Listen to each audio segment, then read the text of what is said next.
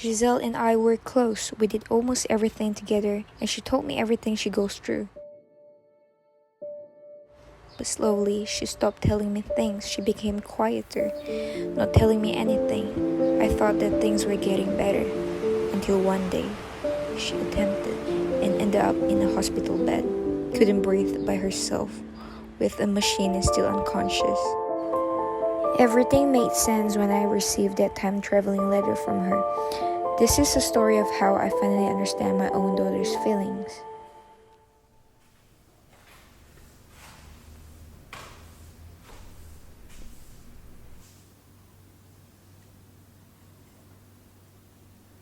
Sometimes I would still hope I could hear her. Every time I pass by this corner of the house, I hope she would come out with her smile and call me. There must be reasons why she wanted to attempt it. But how clueless am I to not notice everything that was happening? Or maybe she was calling out for help, but I didn't take it seriously. We were close. I have her and she had me. I didn't expect much from her either, academic-wise or anything. I didn't want to pressure her by expecting her to be the very top. I just want her to be the best version of herself, and supported her for almost everything. One day, I received my first letter from her. I didn't know it was her at first.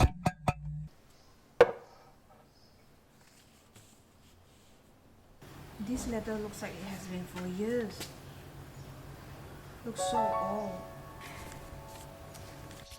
Dear Miss Mireya, this letter may come as a surprise to you, and I am sorry that I am writing this anonymously.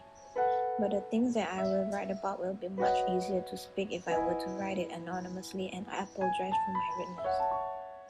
I was once a student in the school you teach, and that is why I came to ask for your help, because I feel like you could understand and I'd like to hear your point of view. However, I do not want to force you to hear my struggle as it may burden you. So if you are willing, please do write a reply. Put it in the same envelope and place the envelope carefully in your mailbox. I'll be waiting for your reply. Sincerely from me to you.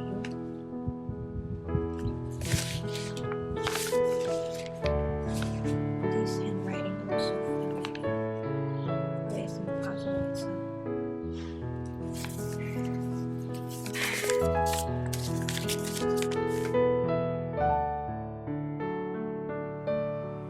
It's been a few days since I got the letter.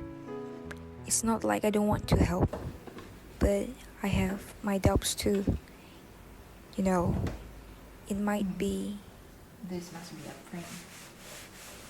But the way she writes the letter, what if she is genuinely asking for help?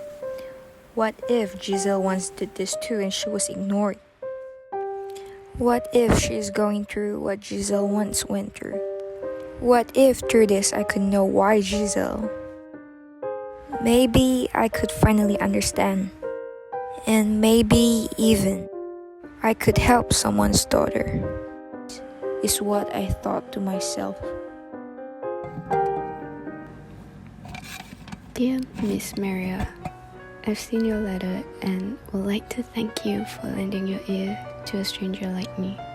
In the past, I have tried to open up to my close friend, only to be told I am not allowed to say anything as they had it worse.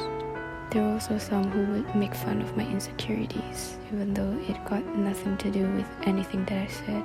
What should I do? I am scared. Dearest you, I am sorry to hear that people did this to you. One tip I could give you is to be confident. Do not be afraid of them. Have you tried telling your mom or your dad about this? My dad passed away years ago, and all I have left is my mom. She has enough burden to carry. Adding more to her will be my last. Actually, I don't want to make her life harder. Plus, when I do tell her I am struggling, she comes bringing me gadgets and all this expensive gifts. I do understand that's her way of caring, but these gifts can no longer replace the emptiness and sadness. As a mother myself, I would love to hear what goes on in my daughter's life. I wouldn't call it a burden. I want to help her as much as possible. Sometimes you need to take a break off these thoughts. Try finding somewhere that calms you down. Get out of reality once in a while. That might help you. Thank you for the advice. I've been going to the sea after school for a few days now. It does feel nice to have somewhere to escape to, where I don't need to think about any worries. I tried going to the sea that you mentioned in your previous letter. And just like you said, it's very calming. When I was a teacher, I didn't have the time to go. But my daughter, just like you, liked to visit the sea after school. By the way, I'm very curious about this. Why does your paper feel so old and fragile? What if I told you these letters are from the past, that it traveled through time? I don't think that would be possible. I hate it when my mom forces me to talk. It's not like I like being quiet. I want to talk too. It is so hard to talk. It's even harder if you don't belong anywhere at all. I can't find the right words anymore. I feel like I could ruin something with just one word. Have you asked help from God before? He will surely help you with your struggles. Everything that happens is according to God's plan. I don't think you understand what is really happening. That is why I can ask for your opinion in person. Does praying really help? Because I prayed for years, yet everything is getting worse instead of better.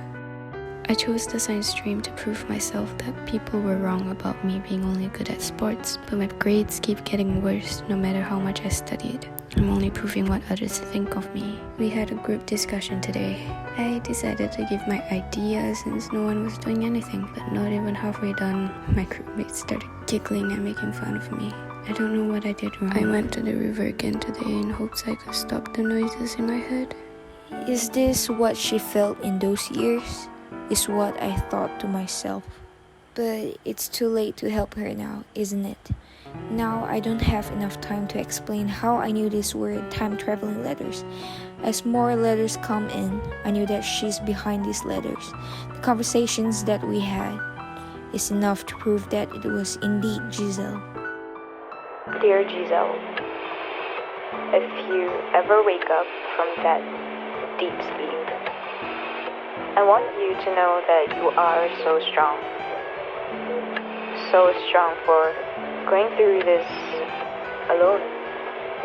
And that I'm sorry for not helping when you were asking right in front of me. Let's do our best from now and onwards. Sincerely, from me to you.